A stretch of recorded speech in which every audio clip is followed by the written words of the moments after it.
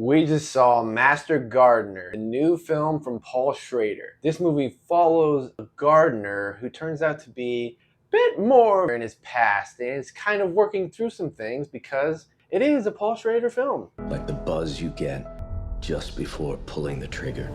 I just love Paul Schrader, man. He's such a weird, dark little man. Just about always pick up what he's putting down, and I like this movie quite a bit. It does follow two movies that I do think are better. First Reformed, which is one of my favorites. The Card Counter, which I also liked a lot. But I like this one quite a bit. You go into it expecting him to do the same thing again. At the start of the movie, you think he's going to. Nandina is a species of flowering plant native to Eastern Asia. But I also think he starts it that way because he knows he's gonna subvert your expectations. This was not the movie I was expecting, and I liked it for that. It does get a little samey in the tropes and things, but Yeah. some of that's played for like laughs, I feel like. I think so too. It's one of these movies, so of course it has a scene where you immediately are like, oh, okay, so that's where this is going. And then, yeah, you're just captivated pretty much from there. I did like it a little bit less than the other ones, but the way this movie ends really upgraded my thoughts on this movie, and I feel like on rewatches and stuff, it'll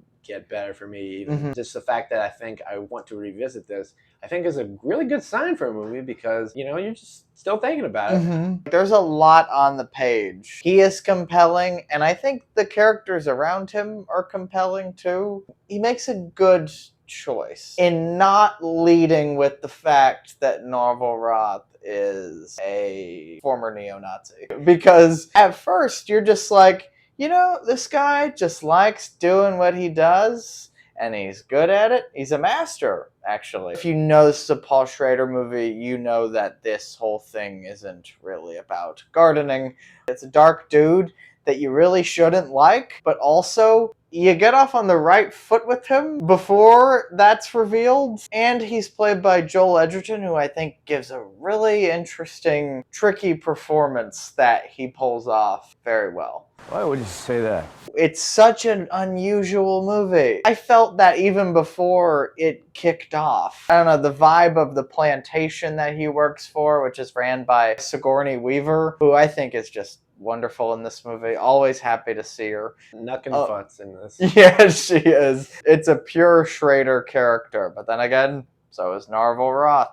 I like the contrast with this one compared to the previous two. This one is a little more hopeful.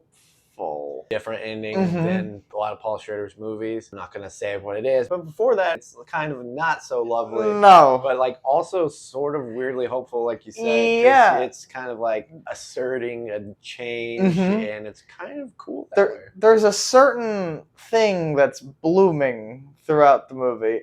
Pun intended, damn it. It's about flowers. Yes, lots of flowers. Oddly successful. And again, I think it's because we're introduced to him the same way that another certain character is introduced to him. And then when that story goes the way that it goes, we're along for the ride because we were also introduced to him the same way. And there's still like kind of a weird wry sense of humor kind of baked in throughout, just because Paul Schrader is a really good writer. There's some of these scenes that either you're just kind of like snickering at a little bit just because of how he crafts them. Yeah. And also just sometimes you're just like, what am I watching? Just kind of like scared to laugh a little bit. Nothing super crazy like a lot of those other movies, but like even then it still has one of the craziest sex scenes I've seen in a while. Sure does. But it's just a really interesting movie to look at, and just with the flowers and everything being juxtaposed with other not so pleasant things throughout the movie. Yeah, just really interesting work, and he does the whole, hey, I'm a guy, and I've been going through some stuff, and I'm writing in a journal every day kind of thing, like he's done the last in the dark, movies. At a desk, with a lamp. With a lamp. I remember when we saw the Card Counter, we were both like, again?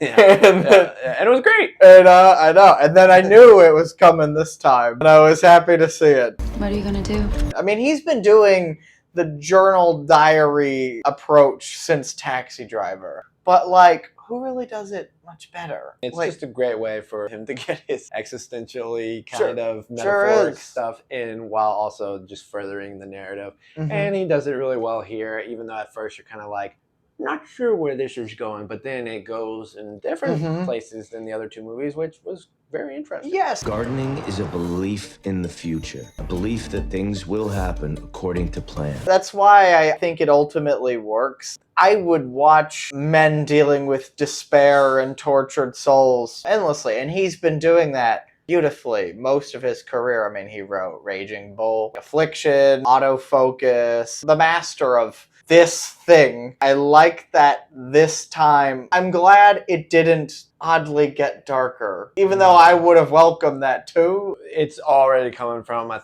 thing that's like super dark, Yeah. and like a person that's arguably irredeemable based on the fact that they were a part of such things. They don't really dive super far into it because, you know, as an audience, it's like, yeah, that's not great, kind of messed up and deplorable thing that he even knows that it's super effed up. They have a couple really nice scenes where it gets revealed that that was his past in a really creative way, and you just see the dialogue between the two of them. Joel Edgerton and Quintessa Swindell. Yeah, she was really a standout in this for not knowing who she was previously, other than Christian informed me she was in Black Adam, which was a movie that was released last year. She's not to blame for that. I'm in on her. I thought she was very good in this movie. Tricky parts to play in this movie. Sigourney Weaver's character is also complex, but she's just having a ball. And I'm the Queen of Scotland.